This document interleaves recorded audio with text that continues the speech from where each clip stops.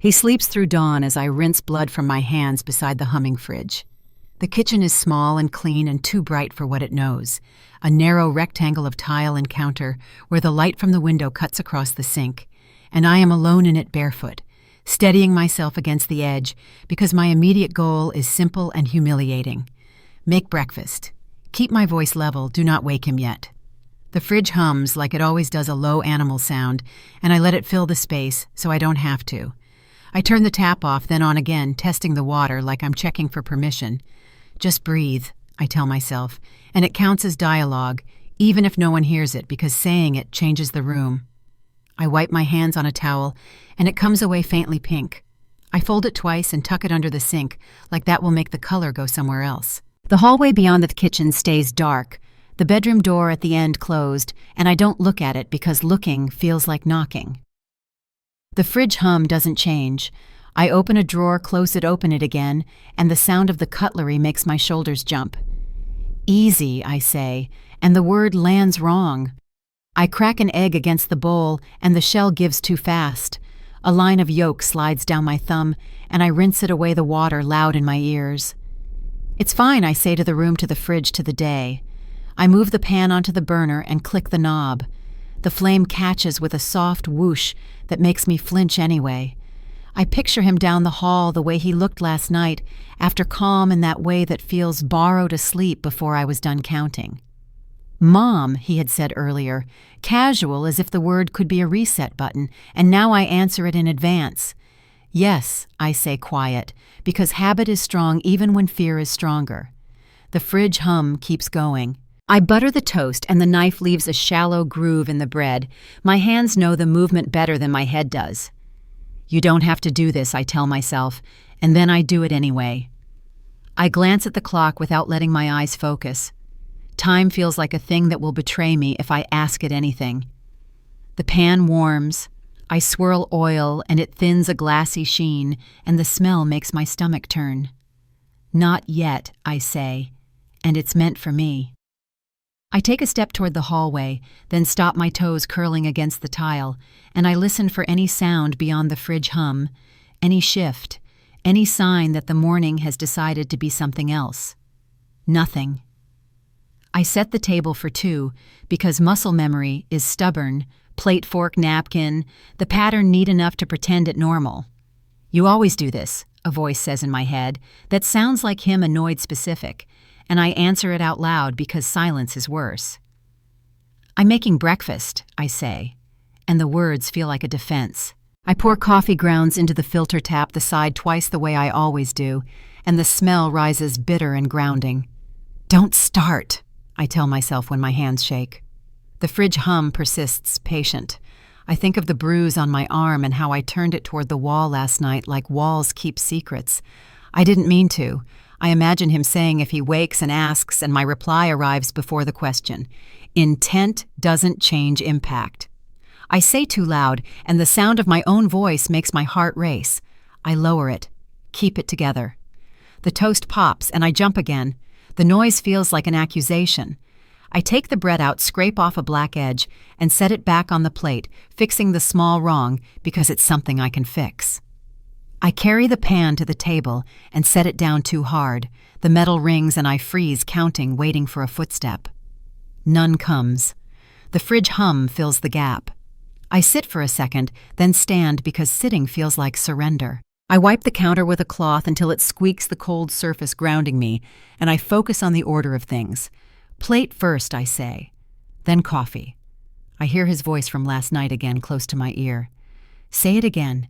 Your title is mother, not mine, and the needle in it still stings because it's precise, because it lands where it's meant to. My mouth goes dry. I swallow. I set his plate down anyway and tell myself the choice matters. I realize the morning isn't a truce, it's a test, and the kitchen already picked a side. The fridge hum grows louder in my head, a line I can hold on to, and I grip the edge of the table until my knuckles ache. You're safe, I tell myself, and the lie sits there heavy. I step toward the hallway again, then stop, and I speak to the closed door without raising my voice. Breakfast is almost ready, I say, and the words feel like bait. I wait. Nothing. I go back to the sink and rinse the bowl, watching the water carry away what it can, thinking about what it can't. The fridge hum stays steady, indifferent, as if it will outlast all of this, as if appliances don't take sides. I breathe in, then out, and decide what comes next, because deciding is the only thing that feels like control. I turn off the stove, let the fridge hum take over, and choose the next quiet move. I'm Elaine Porter, 49, a hospital billing coordinator from Fresno, California. I had gone to bed late the night before, after the house settled into a quiet that felt too quick, and in the morning I replayed that quiet like a skipped track because it didn't fit the noise that came before it.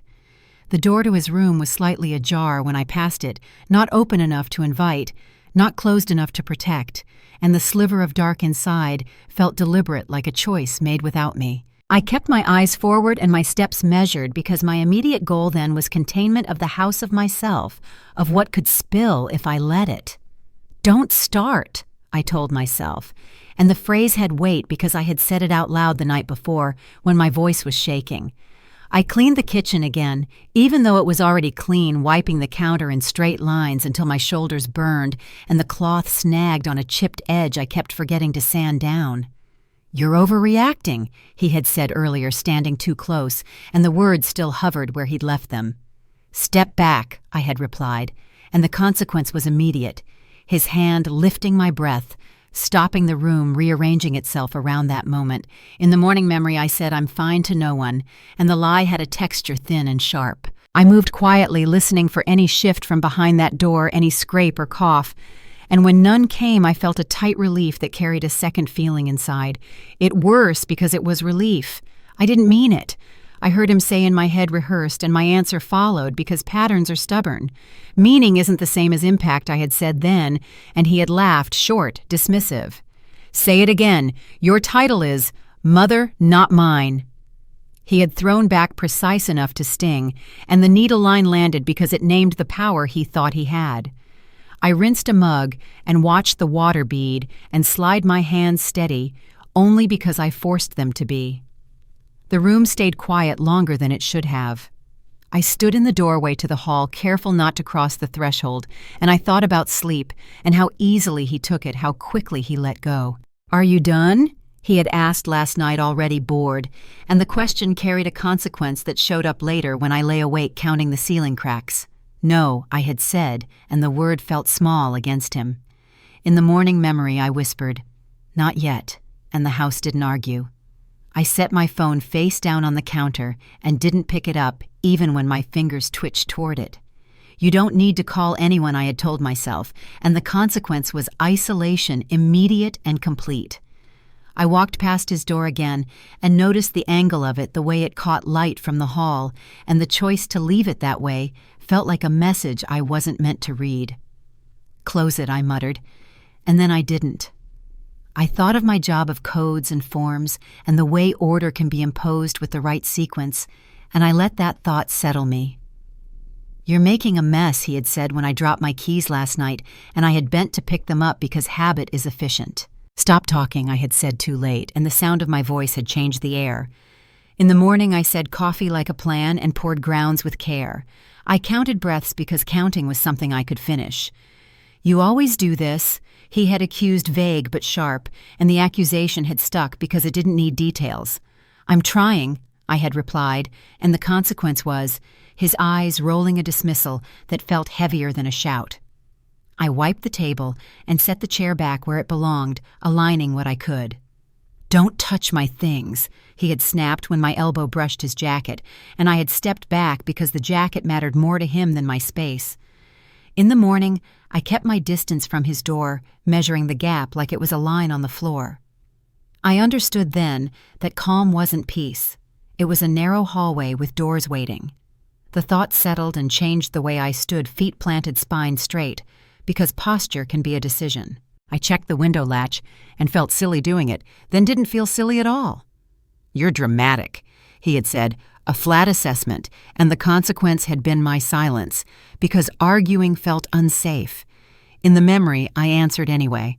"I'm careful," I said, and the word fit better. I took out the trash, even though it wasn't full, tying the bag tight, because spilling felt dangerous, and the outside air was cool enough to shock my lungs when I stepped onto the porch. I stood there for a second longer than necessary, listening to the neighborhood wake up, and the normal sounds made the quiet inside sharper. "Where are you going?" he had asked last night when I moved toward the door, and the way he blocked it had turned space into a problem. "Away," I had said, and the consequence had been his laugh, low and private. In the morning, the door to his room stayed slightly ajar behind me, and I let the image lodge because it explained something I hadn't wanted to name. I came back inside and locked the porch door with a click that sounded loud in the empty house, then rested my forehead against the wood and breathed. "You're safe," I told myself, and the phrase was aspirational at best. I straightened and went to the sink, rinsing my hands again, even though they were clean because repetition creates the illusion of control. I looked at the clock without reading it and decided I would not be rushed by it. "We'll talk later," he had said last night, postponing accountability like it was a favor, and the consequence had been my waiting long and thin. In the morning, I decided not to wait. I wrote a list on a scrap of paper and folded it small enough to fit in my pocket. Not because I needed reminders, but because writing makes thoughts behave. I walked past his door one more time and noticed the shadow it cast, the way it divided the hall, and I kept going. I left the door as it was carried the quiet with me and planned the first careful step. The emergency department intake desk sat under flat lights that made everything honest, and I stood there with my jacket zipped too high because my immediate goal was narrow and procedural. Get checked in, get it written down, leave without making a scene. The clicking pen belonged to the nurse across from me, a neat sound she used to keep pace, and every click felt like a door latch. "Name?" she asked. "Elaine Porter," I said. "Date of birth?" she asked. "It's on the screen," I said, then softer. "Please." The pen clicked again. "Reason for visit?" she asked. "I fell," I said, and the lie landed between us like a dropped tray. "From where?" she asked. "The stairs," I said. "Which stairs?" she asked. "At home," I said. She paused, pen hovering, and I felt the room tighten. "Any loss of consciousness?" she asked. "No," I said. "Pain level?" she asked. 6, I said, because numbers feel safer than adjectives. The pen clicked. "Raise your sleeve," she said. I did slow, and the bruise bloomed under the lights, purple turning yellow at the edges, like a map no one wants to read. "That doesn't look like stairs," she said, not unkindly. "It happened fast," I said. "Fast injuries still tell stories," she said. The pen clicked precise. "I don't want trouble," I said. "I'm not trouble," she said. "I'm intake." A man behind me coughed, a child cried, and the desk felt suddenly public, even without an audience. "We need to be accurate," she said. "Accurate hurts," I said. "So does vague," she said. The pen clicked, and a form slid forward, its top line already filled with an intake code, IM7K, beside a location stamp that read, ER Intake Desk. "Read this," she said. "I can't," I said, and that was true in a way I didn't explain. "I'll read it," she said, and did calm and neutral the way professionals handle other people's worst days. The pen clicked. "You can stop me anytime," she said. "Don't," I said, because stopping felt like erasing. She asked questions that required yes or no, and I answered them because consequences follow clarity. "Any medications?" she asked. "No," I said. "Any history of falls?" she asked. "No," I said. "Any chance someone hurt you?" she asked, and the pen did not click this time. I swallowed. "I don't want to say I said." "You don't have to," she said, and then gently, "But the chart will say something either way." The pen clicked. A timestamp printed at the bottom, 08:41 a.m., and the machine hummed like it approved. "I need to examine you," she said. "Here," I asked. "Curtain," she said, nodding, and the pen finally rested. Inside the curtain space, the air smelled like antiseptic and paper. "Lift your chin," she said. I did. "That mark is defensive," she said, factual, and I felt heat rise in my face. "I didn't mean to make it a thing," I said. "Things are what we document," she said. "People decide what they do with it later." The pen clicked again as she wrote the sound steady, patient. "Does he live with you?" she asked, not looking up. I hesitated. Yes, I said. Relationship? She asked. My son, I said, and the word shifted the air. The pen paused. I'm going to note that, she said. Please don't, I said. I have to, she said. It's policy. I remembered his voice from last night, low and exact. Read the clause out loud.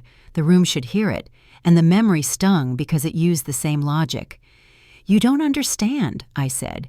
I understand documentation, she said, and risk. The pen clicked and the paper took it in. You can decline photographs, she said. I won't, I said, surprising myself. Okay, she said. Hold still. The camera flashed once soft, and the image felt heavier than the light. This stays in your record, she said. Who sees it, I asked. Authorized staff, she said, and sometimes she added people who need to. The pen clicked. I'll get a clinician, she said. Wait here. She left the curtain whispering shut, and I sat on the papered bed listening to the sounds outside, counting breaths, because counting still worked. My phone buzzed once in my pocket, and I didn't look. I thought of his needle line again, cruelly neat. Your badge is blue. Mine is cleared. Don't pretend. And I felt the anger under it, the belief that systems bend. When the pen stopped clicking, I understood the note had chosen accuracy over my comfort. The curtain opened, and she came back with a clipboard, eyes steady. We're going to take care of you, she said. I nodded because nodding moved things forward. I signed where she pointed my hand, shaking just enough to leave a mark that looked like my name. She tore a copy free and handed it to me, the paper warm from the printer. Keep this, she said. You might need it. I folded it small, the intake code and desk location peeking out before disappearing, and stood carefully testing my balance. You can leave through the side, she said, less crowded.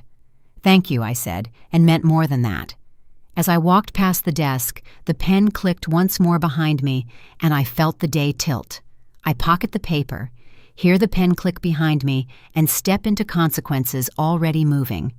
The municipal services lobby smelled like floor cleaner and paper bright enough to make faces readable, and I stepped inside with my shoulders set because my immediate goal was observation without engagement. The trembling glass was a water tumbler in my hand, sweating against my palm, as I joined a short line under a ceiling camera that blinked red once, then stayed steady. Next, the clerk said, voice carrying, I'm here to submit a form, I said. Which form, she asked. Incident intake, I said. A man behind me snorted. Take a number, the clerk said, sliding a small ticket forward. I don't need a number, I said. Everyone needs a number, she said flat. I took it because refusal attracts attention, and attention has consequences. Step to the side, a security guard said, pointing. I did the glass in my hand, rattling once. Sir, you can't stand there, the guard told the man behind me. I'm not a sir, the man said. Then don't block the camera, the guard replied loud enough to be heard. I moved to a bench beneath the sign that read Lobby North and watched the room do what rooms do when rules are visible. My phone buzzed. I didn't look. Elaine Porter, the clerk, called, mispronouncing the last name. Porter, I corrected. Window 3, she said. The glass trembled again as I crossed the floor. ID, she said. I slid it under the pane. Purpose, she asked. Submission, I said. Of what, she asked. A report, I said. Which department, she asked. Public safety, I said, and the words felt heavier than they should have. She typed, eyes flicking to the screen, then to me. You were here earlier, she said. No, I said. The camera says yes, she said, tapping her monitor. Angle C4 North Lobby, she added, precise, and I felt my stomach drop because precision moves faster than denial. That wasn't me, I said, reflexive. The badge color matches, she said. Blue, she added, and the man at the next window laughed. Say it again. Your badge is blue, not mine. Someone said behind me, too close to the needle line template to be coincidence, and the room shifted, laughter thinning to interest. Lower your voice, the guard said. I'm just saying, the man replied. The clerk cleared her throat. The still is time-stamped, she said, glancing at the screen. 08:59 a.m., she added, and the digits felt like a pin. That's not possible, I said. It is, she said. The camera contradicts you. She continued reading ticket suffix N12 bench area, and the glass in my hand chimed softly as I set it down. "Ma'am," the guard said, gentler. "Now, are you okay?" "I'm fine," I said. "Define fine," the clerk said. "Submitting?" I said. "Then submit," she said, sliding a folder through the slot. I opened it and felt eyes on me, a small crowd forming because screens draw people. "What is this about a woman?" whispered to her friend. "Domestic?" The friend whispered back wrong, but close enough to sting. "Please," I said, and the word landed with a cost. The clerk leaned in.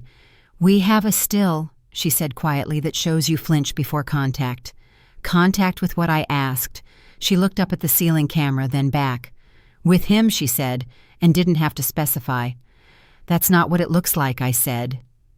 "Looks are why cameras exist," she replied. "Read the clause out loud," a voice called from the line, emboldened. "The room should hear it." The guard stepped forward. "Sir, step back," he said. The man shrugged. "Public space," he said. "Public rules," the guard answered, and the door latch chain at the entrance rattled as another guard took position. I signed where indicated my name steady enough to pass. "We'll log it," the clerk said. "Under what I asked." "Incident," she said. "Preliminary," she added. "Witnessed by camera," she finished, and the words changed the temperature. "Can I have a copy?" I asked. "Not yet," she said. "Why not?" I asked. "Policy," she said. "Read it," someone muttered. "Window 3, the clerk said louder. "Privacy." The guard looked at me. "You can step aside," he said. I did the trembling glass left behind like evidence I hadn't planned. My phone buzzed again. I looked this time and saw his name, then locked the screen without reading. "You should answer the woman on the bench," said, not unkind. "No," I said. "You'll regret it," the man said. "Sir," the guard warned. The clerk returned with a printout half covered by her hand. "For your records," she said, sliding it just far enough for me to see the header and 2 fields before pulling it back. "Cam still C4, location North Lobby." That's all she said. "What about the time I asked?" "It's logged," she said. "You don't need it twice." The guard opened the side door. "Exit here," he said. "Less traffic." I nodded and moved aware of phones lifted, of whispers breaking into words. "She's shaking," someone said. The glass, someone else said. "Did you see the flinch?" The door closed behind me with a sound that landed like a verdict. Outside, the light was harsher, the air thinner. I leaned against the wall and counted breaths. The image of the still burned into my mind without seeing it fully. The camera didn't just catch me there. It caught the moment before I could pretend. My phone vibrated again, insistent now, and I imagined his voice sharpening with each ring. I turned it off and slid it into my pocket, choosing silence because it was the only thing that still felt like mine. I leave through the side door, knowing the lobby already saw what comes next. The break room smelled like burnt coffee and disinfectant, and I stood just inside the doorway because my immediate goal was retrieval without notice. The misaligned photo frame on the bulletin board caught my eye first, tilted enough to bother me, a picture of a smiling team from years ago that no one had bothered to straighten. "You can't be in here," a voice said from behind me. "I'm staff," I said, and the lie slid out clean because proximity makes lies easier.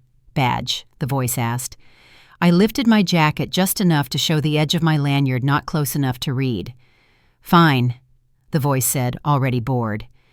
I moved to the counter where a stack of papers sat under a magnet shaped like a heart, curled at the corners from humidity. "Don't touch that," someone said, sharper this time. "I'm not," I said, and my fingers hovered anyway because hovering is a kind of touching. I straightened the photo frame because my hands needed a task, and the click of it settling felt too loud. "You always rearrange things," he had said last night, irritated, specific. "Put it back." The memory tightened my throat. "I'm just looking," I said now, at what the voice asked.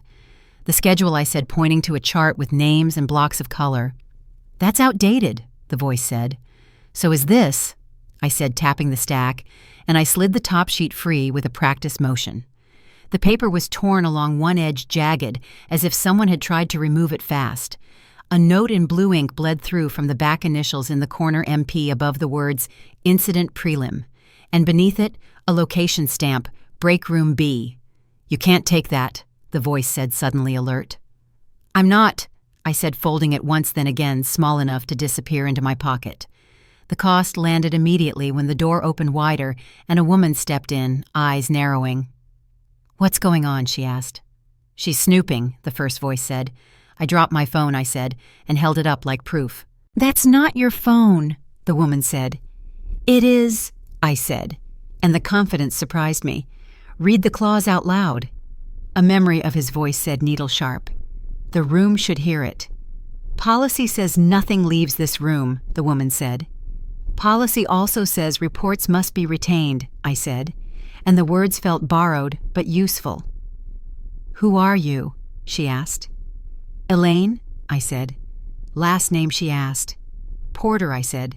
"Department," she asked. "Billing," I said, and the truth anchored me. "Then you know better," she said. "I know what retention means," I said. The misaligned photo frame rattled as someone brushed past it, and the small sound felt like a verdict. "Give it back," the woman said, hand out. "I will," I said, when she asked. "When it's logged," I said. "It is logged," she said. "Then this is a copy," I said, and the logic broke something in her face. "You're making a mess," he had said last night when I dropped my keys, and the accusation returned now with teeth. "You're causing trouble," the first voice said. "I'm documenting," I said. Same thing the woman said. "Not always," I said. She sighed. "You need to leave," she said. I said, already backing toward the door because escalation is a choice. As I turned the paper in my pocket, crackled a small sound that carried, "Stop," she said. I stopped because stopping felt safer than running. "What is that?" she asked. I pulled it out and held it between us, the torn edge visible, the initials clear. "It shows a timeline inconsistency," I said. "That's internal," she said. "So is violence," I said, and the words landed heavier than I expected. The room went quiet. Someone laughed once nervously. "You can't prove anything," the first voice said. "Not yet," I said, and the truth of it steadied me. I folded the paper again and slid it back into my pocket, choosing to leave before the next consequence found me.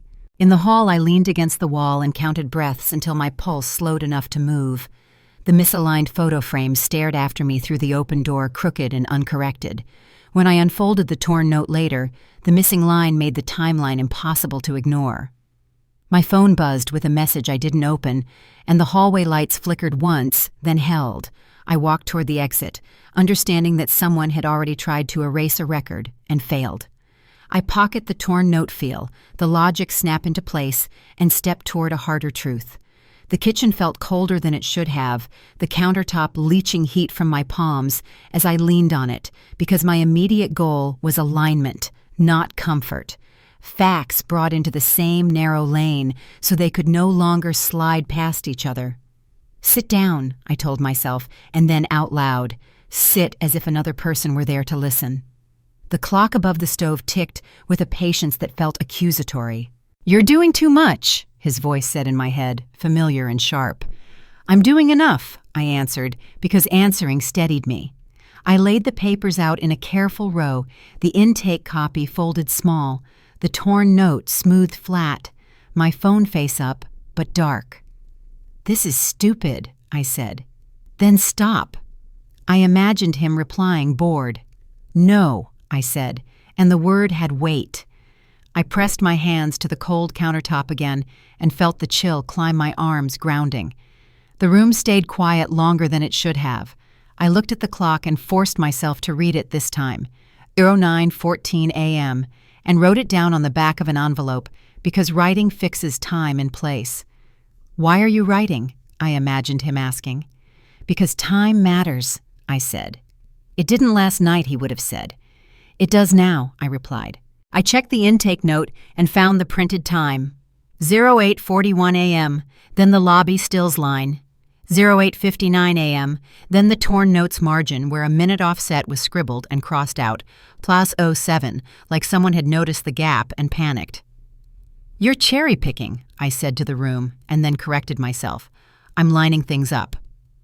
My phone lit briefly with a notification I didn't open. "Answer me," his text preview said, and the command made my jaw tighten. "Not yet," I said. I ran the numbers again because repetition exposes lies. 8:41, I said. 8:59, I said. 9:14, I said. And the clock ticked once louder, or maybe I heard it louder. Silence stretched and the clock refused to agree. I slid the papers closer, edges touching, and felt the cold countertop through them, like a warning. "You're inventing gaps," I said, echoing his tone. "The gaps are printed," I answered, tapping the timestamps with a fingernail.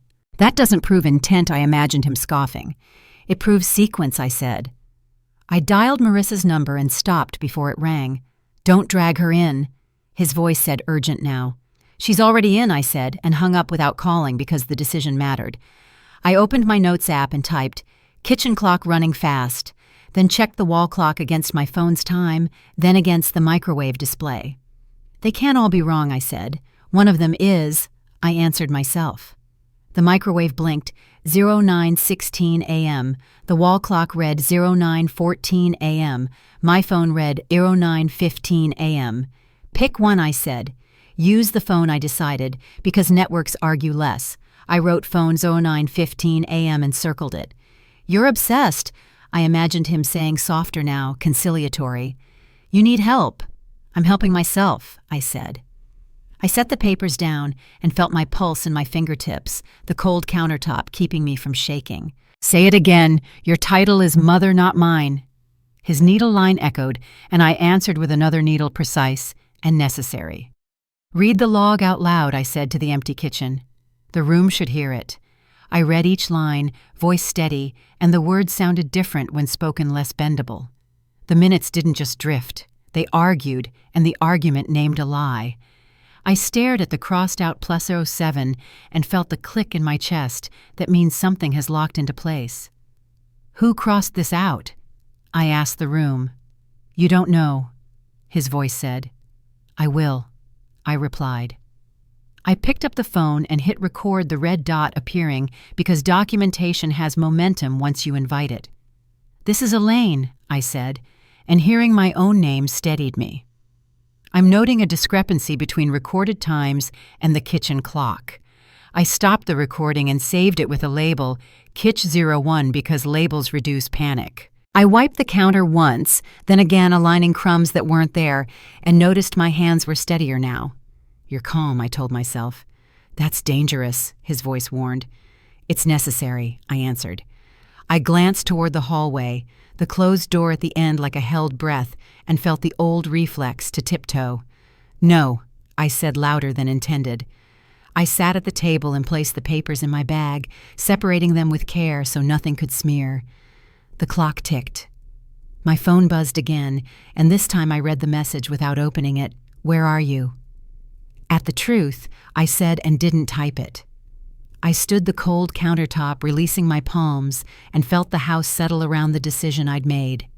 I seal the notes, trust the clock that won't bend, and move forward before silence resets the story. The stairwell smelled like damp concrete and old paint, and I paused on the landing because my immediate goal was confirmation without spectacle, a witness who would speak without needing a crowd. The sticky note was folded into a small square in my pocket, the neighbor's unit number written in my careful block letters, because legibility matters when nerves don't. "You're sure this is okay?" I asked myself, and then because silence invites doubt, it's necessary.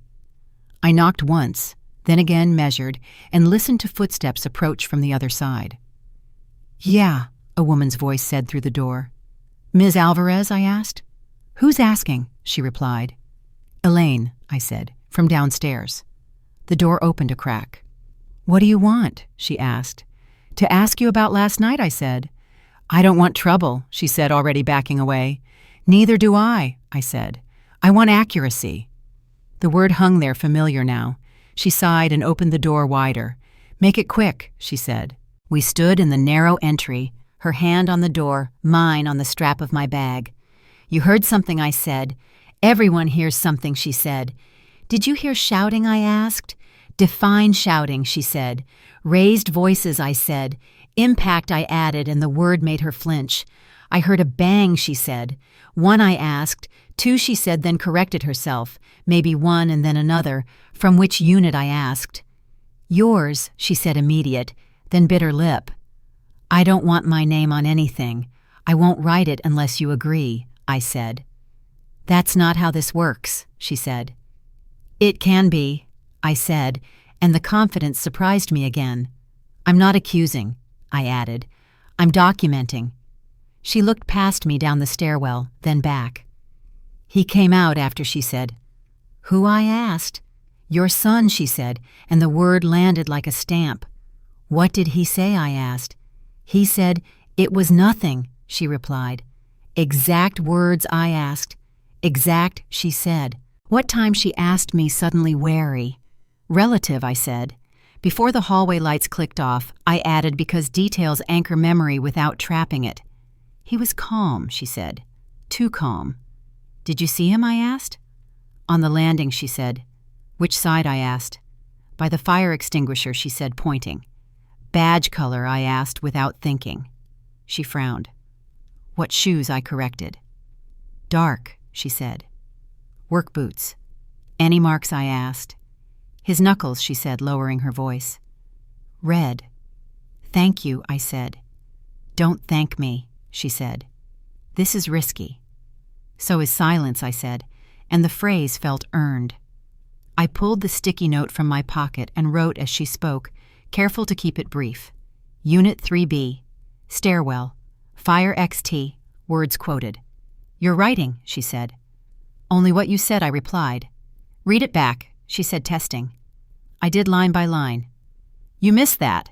He laughed, she said. He laughed, I asked. Yes, she said, like it was handled. I added the word and drew a small box around it. I don't want to sign anything, she said. I won't ask, I said. Then why are you here? She asked. Because someone already tried to erase time, I said. And witnesses stop erasures. She shook her head. You're braver than me, she said. I'm not brave, I said. I'm precise. Her eyes flicked to my arm, to the sleeve I kept tugging down. He shouldn't, she said, unfinished. He shouldn't. I agreed. A door opened below us, and footsteps echoed up the stairs. That's him, she asked, alarmed. No, I said, listening. Different pace. The footsteps passed. She exhaled. You need to go, she said. I will, I said. Can I keep this? I held up the sticky note. She nodded once. Don't use my name, she said. I won't, I said. Unit number is enough. It always is, she said, bitter. As I turned to leave, her voice stopped me. He asked me not to call anyone, she said. Said, read the clause out loud, the lease says quiet hours. And the needle line made my stomach drop because it fit him too well. Did you? I asked. No, she said. I listened. I nodded. Listening counts, I said. The stairwell door closed behind me with a hollow sound, and I leaned on the rail, steadying myself. When the neighbor named the laugh, the calm stopped looking accidental. I tucked the sticky note into my bag, the ink already smudging where my thumb pressed too hard, and felt the story tighten.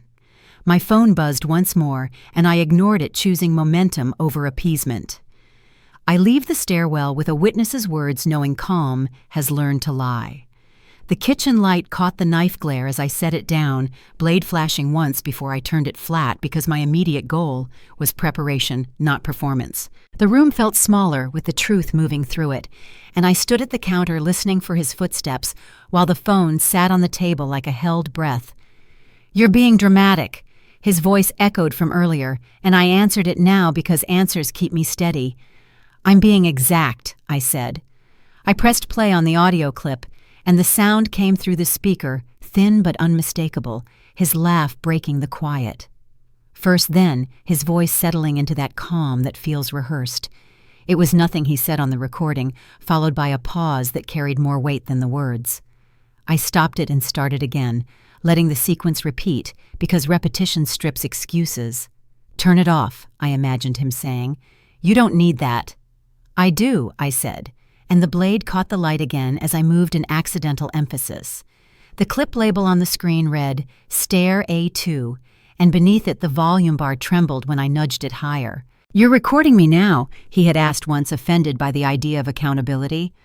No, I said then. I'm remembering. Now the recording remembered for me. I replayed the laugh and felt the shift land the moment where misunderstanding gave way to intent. Say it again. Your title is Mother, not mine. His needle line rose from memory, and the recording answered it with evidence instead of emotion. I set the knife down farther away and folded my hands, forcing stillness, because stillness lets sound work. The fridge kicked on the hum, sliding under his voice like a bass line, and I realized the contrast mattered domestic normal beneath something wrong. This is illegal, I imagined him arguing. Consent, he would say, leaning on words he half understood. Read the clause out loud, I said to the empty room. Single-party consent applies here. The law had edges, and I stayed inside them because precision is safety. I saved the clip again, renamed it Laugh01, and backed it up to a cloud folder with a neutral name because hiding things in plain sight works. My phone buzzed with another message I didn't open. We need to talk, the preview said. We already did, I replied in my head. I walked to the window and checked the street, watching a delivery truck idle and pull away, ordinary life continuing, because it always does. The knife glare returned when I turned back, catching my eye like a warning, and I pushed the drawer closed with my hip. You're scaring yourself, his voice said softer now, almost kind. No, I said. I'm clarifying. I listened to the clip one more time and noticed a detail I'd missed, the faint clink of the fire extinguisher bracket in the background, confirming the location without naming it. The reversal landed then, clean and undeniable. This wasn't heat-of-the-moment chaos. It was controlled. When I heard the laugh again, the story flipped from accident to choice. I powered the phone down and slid it into my bag, separating it from the papers, because contamination ruins cases. I took a breath and felt my shoulders drop for the first time all day. What are you doing? He would ask when he woke. Preparing breakfast, I would say, and the truth would be layered enough to hold. I wiped the counter once, aligning the world back into straight lines, and checked the locks because routine anchors courage. The kitchen clock ticked honest now that I'd chosen a reference, and I matched it against my phone before turning the phone back on. Another buzz. Answer, the preview demanded. I didn't. I typed a new note instead. Audio confirms intent. The words steadied me because naming things gives them boundaries. I zipped my bag and set it by the door, rehearsing the route in my head, because movement matters when resolve is fresh. I pocket the phone with the laugh inside it, knowing denial won't survive sound. The phone screen lit the kitchen like a small stage as I stood over it, because my immediate goal was decision, not discovery, the point where waiting becomes participation. I wiped my thumb on my jeans and unlocked it, the glow reflecting my face back at me in a way that felt like being watched. You're going to regret this, his voice said in my head, predictive and practiced. I already did. I answered, and the truth of it steadied my hands. I opened the messages and scrolled past the unanswered demands until I found the draft he never sent, the one saved without a timestamp banner, because drafts hide intent better than sent lines. The header read, Family Thread A3, and beneath it, the cursor blinked like a dare. Delete that, I imagined him saying. It's nothing. Then you won't mind it existing, I replied. The object, the phone screen, did the work, now its glare flattening excuses. I tapped the 3 dots and chose screenshot, the click small but decisive. The image captured the words mid-breath, Mom, you're overreacting. Don't call anyone. This stays in the house. At the bottom, a masked contact detail. 82, anchored ownership without naming it, and a tiny location tag autofilled from earlier kitchen home like the device insisted on context. You can't prove when that was written, his imagined voice pushed back. I don't have to, I said. I can show why. I saved the screenshot as draft A301 and felt the weight shift from my chest to my bag. The fridge hummed and cut out the silence sharp. You always escalate, he had accused, and I answered it now because escalation has a definition. I clarify, I said. I scrolled again and found another unsent line, shorter, colder. If you tell anyone, it gets worse. The words sat there without punctuation, unfinished, like a threat that didn't need grammar. That's not what I meant. I imagined him backpedaling. Meaning isn't the same as impact, I said, and the phrase felt like a tool, now not a plea. I took a second screenshot, making sure the thread label and masked digits stayed in frame, and checked the file info to confirm it lived on the device before I moved it. "Don't send it?" His voice urged, softer, conciliatory. "I'm not sending," I said. "I'm preserving." The distinction mattered. I backed the images up to a folder with a neutral name, Recipes, because ordinary places hide important things best, then exported a copy to a USB tucked in my bag, labeling it with a pen A3 because redundancy is kindness to the future. The phone buzzed as if it sensed my resolve. "Where are you?" The words arrived without punctuation, impatient. At the edge, I said aloud, then typed nothing. I glanced toward the hallway, the door still closed, and felt the old reflex to soften my steps. "No," I said firm. "You don't get to rush me." I sat at the table and placed the phone face down, breaking the glare, and breathed until the room widened again. The evidence had a cost. Choosing it meant choosing what followed. "You're choosing sides," he would say. "I'm choosing sequence," I answered. "First truth, then consequence." I opened my notes and typed a short line to myself. Draft equals pressure, because naming the function of a thing keeps it from becoming a feeling. I stood and checked the door locks again, routine like a handrail, and slid the USB into a pocket that zipped because zippers announced tampering. "You think they'll believe you?" His needle line tried sharp and personal. "Say it again. Your title is Mother, not mine." I didn't flinch this time. "Read the message out loud," I said to the empty room. The room should hear it. I read it once, then again, and noticed how the second reading sounded colder, less defensible. Seeing his unsent words freeze on my screen corners the truth where apology can't reach it. I gathered the papers and the phone, separating them with care, and placed them in my bag like pieces that knew their order. Outside, a car door slammed, and a laugh floated past the window, life continuing, because it always does. I checked my watch without reading it and chose not to let time pressure become my motive. "We need to talk." The phone buzzed again, and the repetition felt like a tactic. "We already did," I said, calm now. I stood by the door and rehearsed what I would say to the next person who asked, keeping it factual, because facts travel better than anger. What happened, they would ask. He tried to keep it in the house, I would answer. "And you?" I kept a record. I took one last look at the kitchen, aligning the chair and pushing the phone deeper into the bag, and felt the forced decision settle into my bones like ballast. I zip the bag over the screenshots and step out carrying proof that refuses to stay private.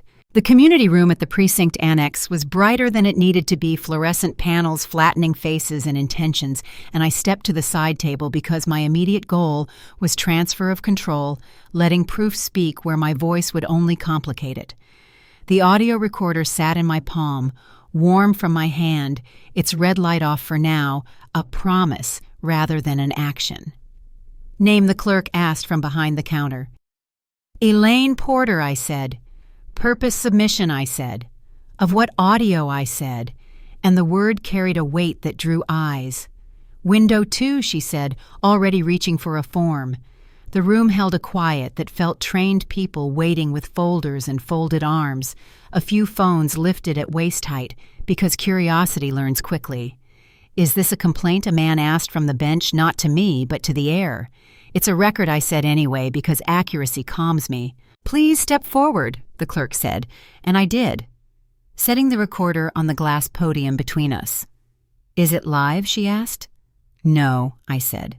"Not yet." "What's the source?" she asked. "A personal device," I said. "Single-party consent applies," I added, anticipating the line.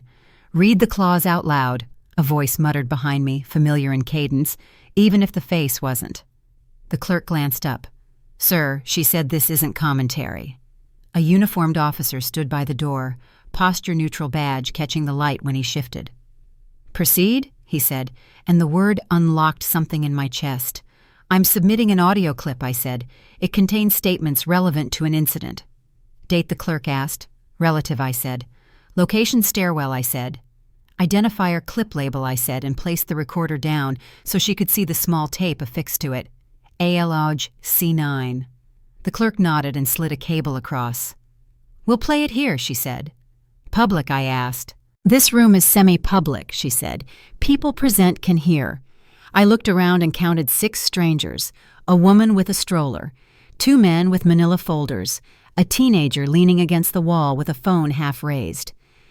That's acceptable, I said, and felt the decision click. Any objections, the officer asked, scanning the room. No one spoke. Start, the clerk said. I pressed play.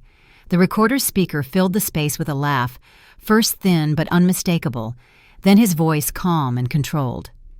It was nothing. A pause. Don't call anyone. The room shifted the way it does when a sound lands that can't be unsaid. Is that him? The man from the bench whispered. Shh, the woman with the stroller said. The officer took a step closer to the podium. Continue, he said. The clip rolled the faint clink of a fire extinguisher bracket, audible in the background, anchoring the location without naming it. Timestamp, the clerk asked, eyes flicking to the screen. Logged, I said. Call code attached, I said, and slid a printout beneath the glass with the header visible. Call log C9. Dispatch CH3 without exposing more than necessary. Where did you get this? A voice asked from behind me, sharper now. From the truth, I said, and kept my eyes forward. The clerk looked at the officer. This is admissible, she said. We'll need to generate a report. Generate it, the officer said, and reached for his radio. Hold, another officer said from the doorway, stepping in with a clipboard. I'm the supervisor. He glanced at the recorder, then at me. Is there additional material, he asked. Yes, I said, but this is sufficient to establish intent. He nodded once. Play it again, he said louder, and the room obeyed. The laugh sounded colder the second time, less accidental, and a few heads turned away as if embarrassed on behalf of the speaker. A phone chimed as someone hit record, the red dot reflected in the podium glass. Please don't record, the clerk said. Public room? The teenager replied. Public consequences, the supervisor said, and the teenager lowered the phone. Who is the subject? The supervisor asked. My son, I said, and the word thudded into the room. Relationship matters, he said. It does, I agreed. It raises the risk. He studied me, then the officer by the door. Initiate intake, he said. Code C9. The officer nodded and stepped aside, opening the door with a practiced movement. We'll need to speak with him, the supervisor said. Now, I asked. Now, he said. Where is he?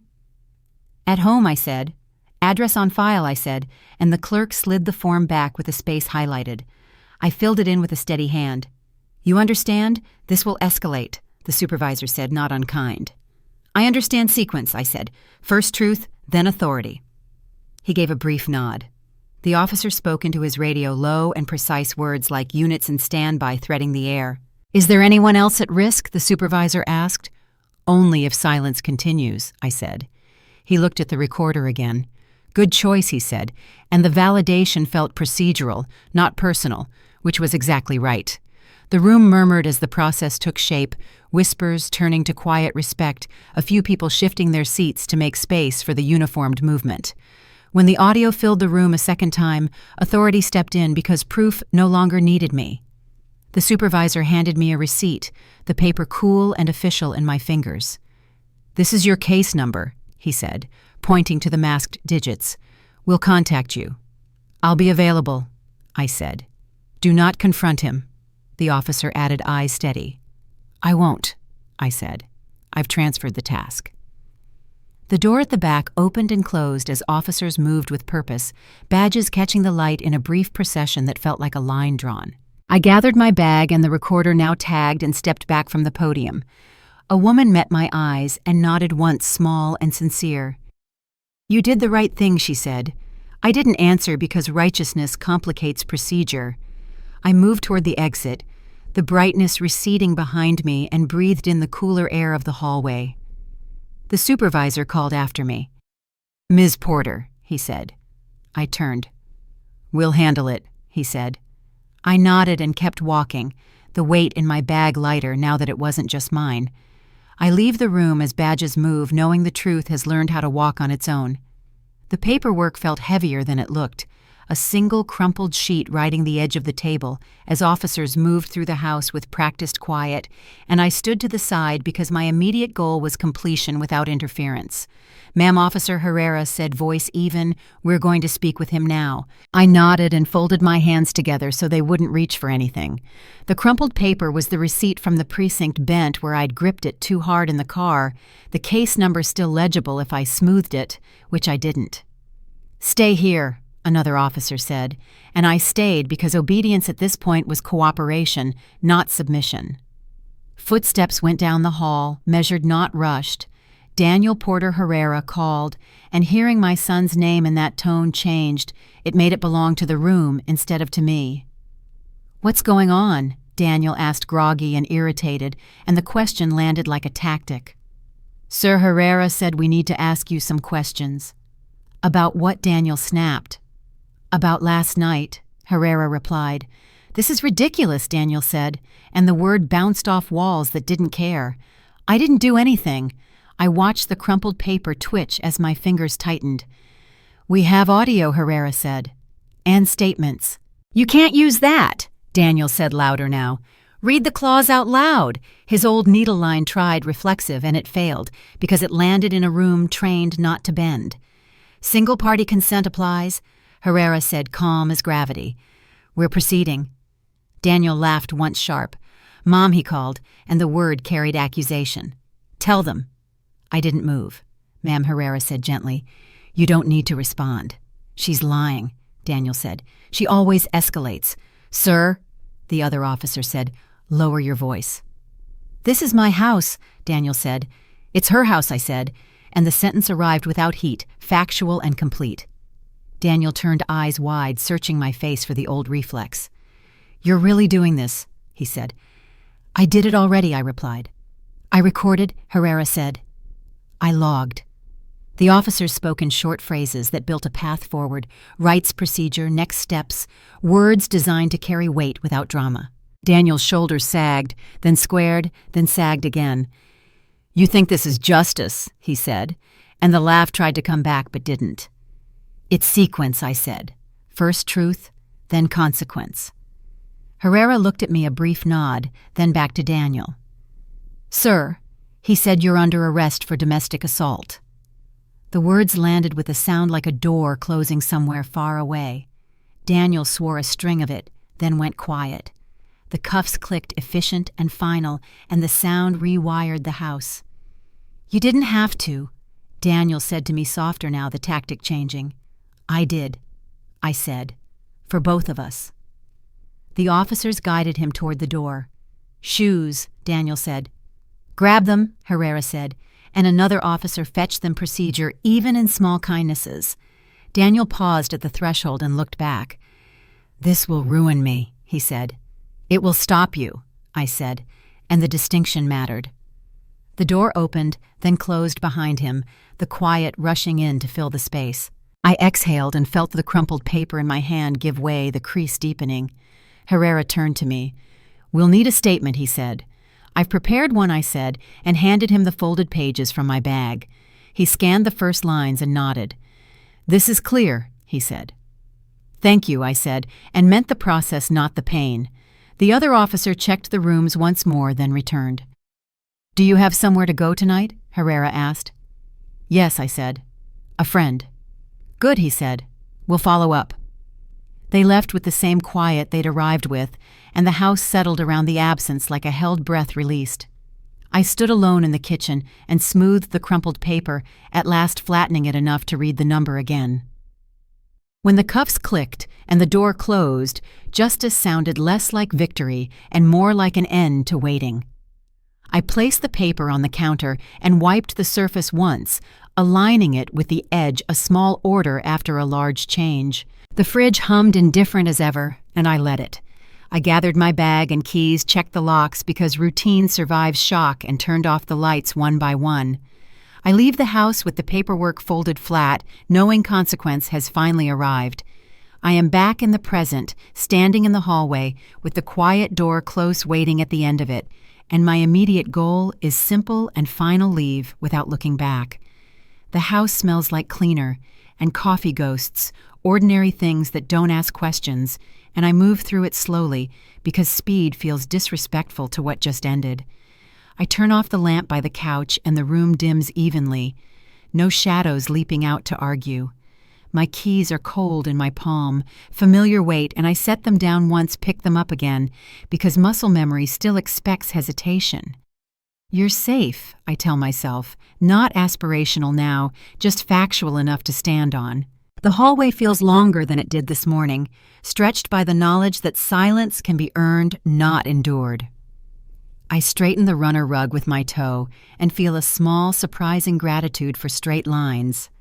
The fridge hum is gone now, replaced by the softer, more distant sounds of a neighborhood settling into evening cars, passing a dog barking once, then quiet again. I pause at the door to his room, closed now, and notice how little power it has without him behind it. We'll talk later. He used to say postponing accountability like a kindness, and the phrase arrives and dissolves without landing. I check the locks out of habit, not fear, and that distinction matters more than I expected. My phone buzzes with a notification I don't open. Procedure taught me when to engage and when not to, and the lesson sticks. I step into my shoes and feel the floor give slightly under my weight, the house accommodating me one last time. The case number sits in my bag, the papers flat and aligned, no longer crumpled by my grip. I breathe and notice the absence of counting. My breath doesn't need supervision anymore. I understand now that silence isn't peace. It's only peace when it's recorded, respected, and chosen. I reach for the handle and feel the cool metal steady me a point of contact that doesn't flinch. Outside, the air is cooler, cleaner, and I let it fill my lungs without checking the time.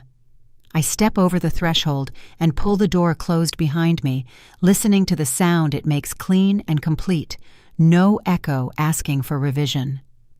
When the door closes softly, it isn't hiding anything. It's marking an ending that holds. I lock it once, test it once, and turn away because endings deserve forward motion. The streetlight flickers on and stays on reliable, and I walk toward my car without rushing, carrying nothing I need to justify. Silence follows me not as a threat or a delay, but as a record that finally knows where to stop.